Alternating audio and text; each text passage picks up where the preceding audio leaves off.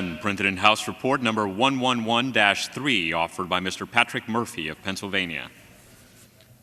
Pursuant to House Resolution 62, the gentleman from Pennsylvania, Mr. Murphy, and a member opposed, each will control 5 minutes. The chair recognizes the gentleman from Pennsylvania.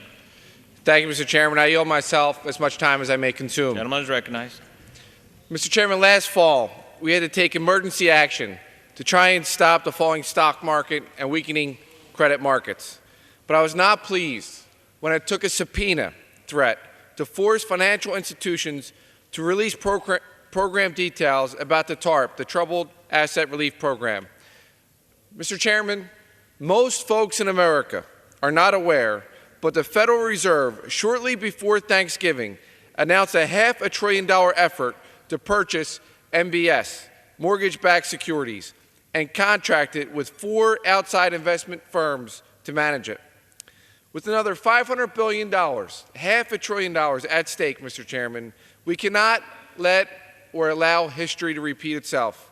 We demand that the details of the Fed's MBS program, and it is our duty to demand the information about how the Federal Reserve will run this program. For example, the Fed has refused to make clear details about how they chose the 4 firms and who will manage the purchases. They refused to share how much those firms are getting paid.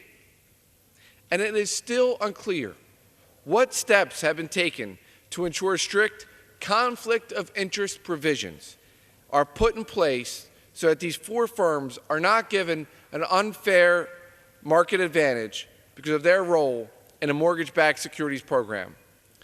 Despite $500 billion at stake, Mr. Chairman, there are still too many things we do not know. Mr. Chairman, my amendment is simple.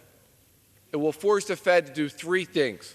First, force the Federal Reserve to disclose the details of the request process used to select the investment managers. Second, it would force the Fed to disclose the details of the contracts reached with these 4 investment managers, including price. And third, it will force the Fed to disclose the steps that each investment manager has taken to ensure that the program is free of conflicts of interest or an unfair advantage. Despite many requests from my office and news organizations, we have been unable to get the information relating to these contracts. And with $500 billion and the public trust at stake, this information is not too much to ask or an undue burden on the Fed Reserve. I urge my colleagues to support my amendment, and I reserve the balance of my time. Reserves the balance of his time. Gentleman from New Jersey. Position, but I'm not in opposition to the amendment. Without objection, the gentleman is recognized. And I recognize myself for 3 minutes.